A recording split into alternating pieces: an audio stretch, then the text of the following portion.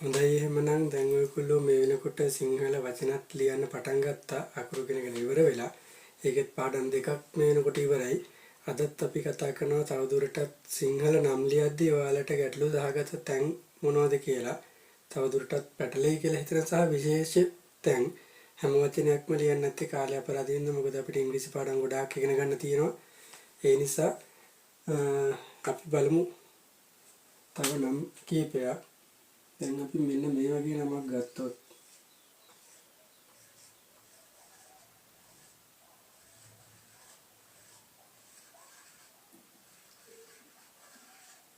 දිසානායක. එතකොට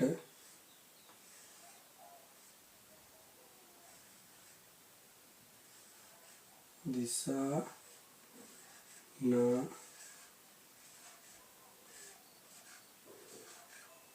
මෙන්න මේ නමේ මෙහෙම ලිව්වත් හරි මෙතන සමහරු ලියනවා DISS දාලා. ඒ කියන්නේ මේ DIS අකුරු දෙකක් එක්ක මේ නම ලියනවා දිසානායක කියලා. ඒකේ ඇගේ ලියන මේ පුරුදු වෙලා තියෙන විදිය මේ ඒ දෙකම ගැටලුවක් නෑ. DSS ලිව්වත් ගැටලුවක් නෑ.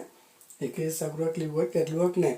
ඊට පස්සේ මේ ගොඩක් අය සමහර විට ඉංග්‍රීසි භාෂාවේ ලියනකොට ලියනවා මේ විදිහට ගැටලුවක් නැහැ අන්තිම අකුර ක කියන එක.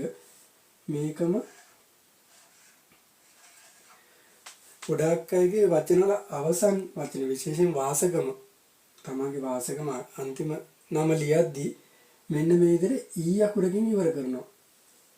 දිසානායක කියන එක දිසානායක කියලාම තමයි කියවෙන්නේ. නමුත් KE කියලා ලියනවා. දැන් විජේනායක ඒ වගේ ඕන නමක ඊට පස්සේ විජේතුංග කිව්වත් මේ විදිහට GANත් පුළුවන් GENත් පුළුවන්. ඒක සාමාන්‍යයෙන් ඒ හුරු වෙලා තියෙන රටාවක්. මේ වාසගමේ කියන්නේ තමගේ නමේ අන්තිම කොටසේ අන්තිම අකුර ඒ අකුරෙන් ඉවර කරන්නේ නැතුව ඊ අකුරෙන් ලියන කට්ටිය ඉන්නවා. නමුත් ඔයගොල්ලොන්ට මේ දෙකෙන් කෝක ගත්තත් ගැටලුවක් නැහැ. ඒ තමන් පාවිච්චි කරන විදිය හුරු වෙලා තියෙන විදිය සමහරට තමන්ගේ දෙමව්පියෝ පාවිච්චි කරන දේ විශේෂයෙන් දැන් මේ දිසානාය කියලා කාගේ හරි තාත්තා පාවිච්චි කරන්නේ KE නම් එතකොට එයා පාවිච්චි කරන්නේ KE කියලා. මොකද නැත්නම් අකුරක් වෙනස් වෙන හින්දා තාත්තා පාවිච්චි කරන්නේ KE නම් එයාත් KE පාවිච්චි කරනවා. ඒ වගේ මේක ලොකු පරස්පරයක් නෙවෙයි. ඒකයි මම ඔයාලට කිව්වේ පටල ගන්න එපා කියලා. මේක සාමාන්‍ය දෙයක්.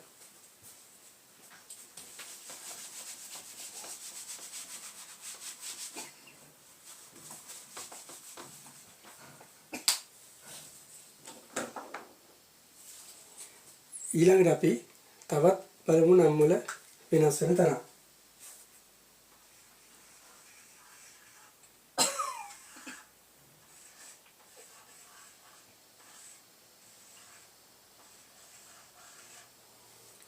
වීරසිංහ. ඒක ටිකක් ඔයාලට පේනවා අඩුයි වගේ. පෑන පාට අඩුයි. ඒ හින්දා මම නැවත ලියන්නම්. මට විතරක් පේනට මදි ඔයාලට පැහැදිලිව පේන්න ඕනි.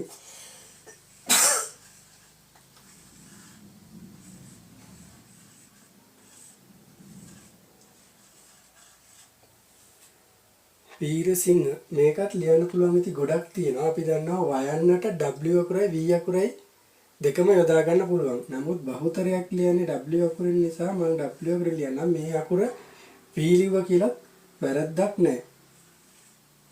V R C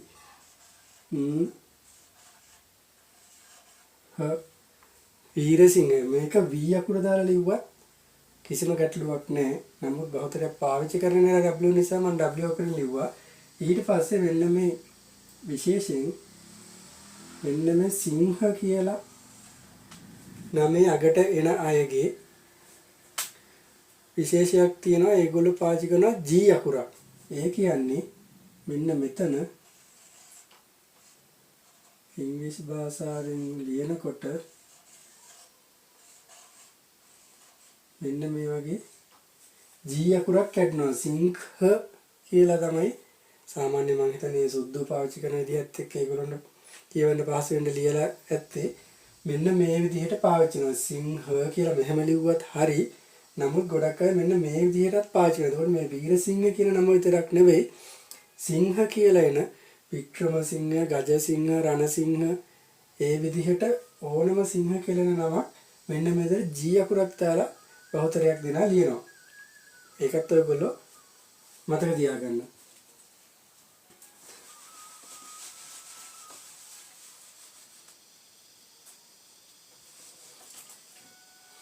ඊට පස්සේ තව තියෙන විශේෂ නමක්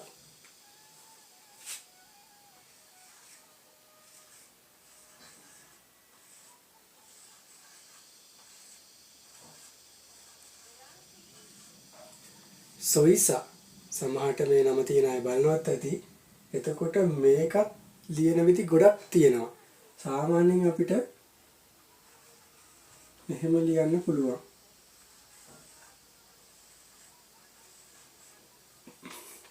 මෙහෙම ලිව කියලා වැරදි නෑනේ. සොයිසා. එතකොට මෙන්න මෙතනත් බලාගන්න යන්නට අය අකුර શબ્ද වුණාට මෙතනදී y අකුර තමයි අනිවාර්යෙන් පාවිච්චි වෙන්නේ. අක්තරයක් දෙනාගේ SOI ලියලා සාමාන්‍යයෙන් දැකලම නැතුව තියාලා සොයිසා කියන නම ලියනවා. අඩුම ගානේ මේ විදිහට ලියන්නේ. හැබැයි මේක වෙනස් වෙනවා එක එක්කෙනා පාවිච්චි කරන විදිහට. තව කෙනෙක්ට මේක ලියන්න පුළුවන් SOI සොයිසා කියලා ශබ්ද වෙන විදිහට තියෙනවා. එහෙම නැත්නම් මේකම Z අකුරෙන්වත් ලියනවා.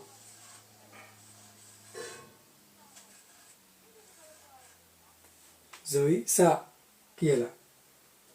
එහෙම නැත්නම් Z අකුරම දෙකක් දාලා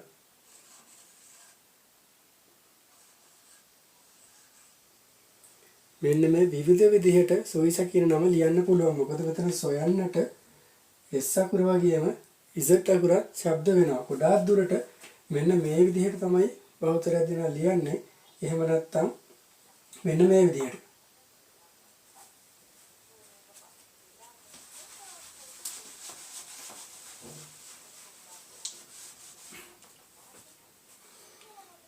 ඊළඟට ඒ වගේම තවත් නමක් අපි ගමු.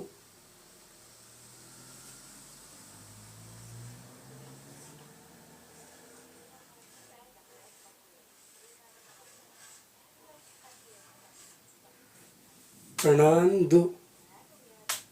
මේකත් එහෙමයි. අපිට සාමාන්‍ය විදිහට ලියන්න පුළුවන් ප්‍රනාන්දු.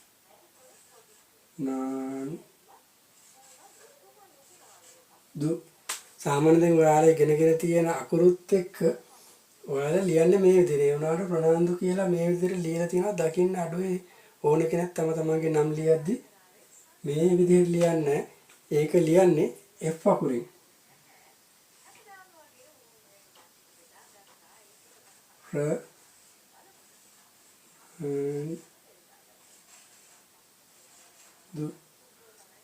මේ විදිහටත් ලියනවා.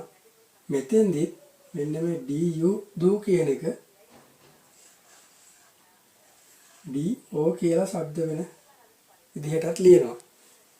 එතකොට ප්‍රනාන්දු කියන එක දැන් ඔයගොල්ලෝ ඉගෙනගෙන තියෙන සිංහලයේදී DOO තමයි දු කියලා කියවෙන්නේ. නමුත් මෙතෙන්දි DO අකුරෙන් ඉවර කරනවා දු කියන වචනේ. ඊට පස්සේ මේකම තව විදිහකට ලියනවා.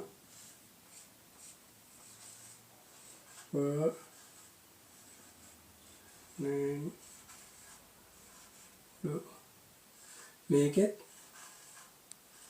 මෙන්න මේ විදිහට ශබ්ද වෙනවා. එතකොට මේ කියවෙන්නේ දැන් අපි මේ සාමාන්‍ය විදිහට ලියවනම් ප්‍රනාන්දු කියලා. ඊට පස්සේ මෙතෙන්දි කියන්නේ ප්‍රනාන්දු කියලා. ඒ ශබ්ද එන විදිහ F අකුරෙන් ඉන්නේ. මෙතෙන්දි කියන ප්‍රනාන්දු කියලා. ප්‍රනාන්දු සාමාන්‍යයෙන් මෙන්න මේ විදිහට ගොඩක් අය පාවිච්චි කරනවා. එහෙම නැත්නම් මේ විදිහට පාවිච්චි කරනවා. මෙන්න මේ විදිහට නම් කවුරුත් පාවිච්චි කරන්නේම නැති තරම්. ඔයාලා ඉගෙන ගත්තේ මේ අකුරු ගලපන විදිය මේ විදිහින්ද තමයි ලියලා පෙන්නේ. මෙහෙම ලිව්වත් වැරදි නෑ. නමුත් භාවිතයේදී තියෙන්නේ මෙන්න මේ විදිය. දැන් ඔයාලට තේරෙනවා ඇති ඒ වගේ තියෙන විශේෂ තැන් මම ඔය කියලා දුන්නේ.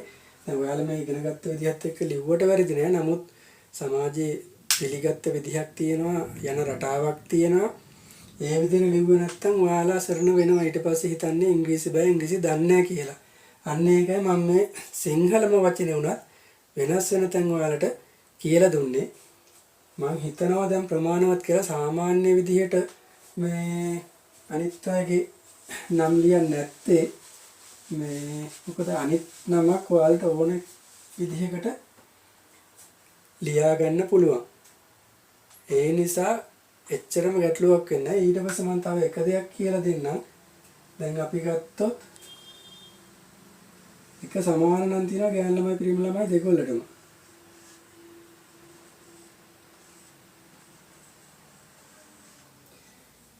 ඉන්දික මේක අපි ලියන්නේ අනිත් නම් ලියන්න සාමාන්‍යයි.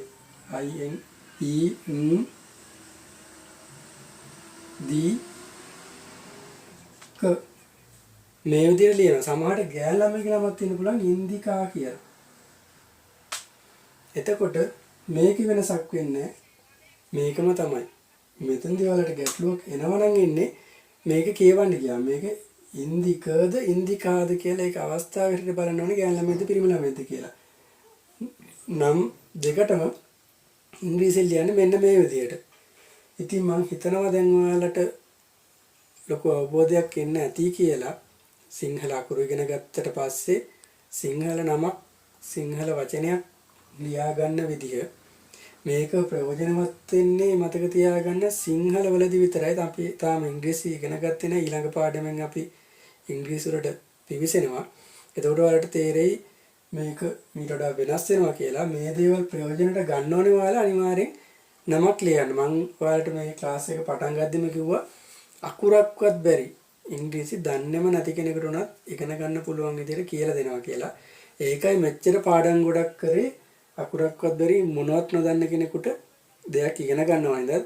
දැන් ඕන කෙනෙකුට සිංහල නමක් ලියා ගන්න පුළුවන් මේ වෙනකොට. ඒත් බැරි කෙනෙක් ඉන්නවා නම් මොනවා හරි ප්‍රශ්නයක් තිබ්බොත් ඒ කියන්නේ මේ වගේ අර ඉස්සෙල්ලා මම කතා කරා වගේ ගැටලු වෙන තැනක් තිබ්බොත් වෙනස් නමක් තිබ්බොත් කමෙන්ට් එකක් දාන්න. ඒතර මම රිප්ලයි කරන්නම්. අනිත් ඒවා ඔයගොල්ලෝ කමෙන්ට් දාද්දි එහෙම ඉංග්‍රීසි ක්ලාස් එකක් කියලා ඉංග්‍රීසියෙන්ම කමෙන්ට් දාන්න ඕනේ නැහැ. තේරෙන සිංහලෙන් සිංහල වචන වලින් කමෙන්ට් එක දාන්න. මම ඒක සිංහලෙන් පැහැදිලි කරලා කියලා දෙන්නම්. මොකද අපි ඉංග්‍රීසි ක්ලාස් එකක් කියලා ඉංග්‍රීසි දන්නේ නැති හින්දා ඉංග්‍රීසි ඉගෙන ගන්න.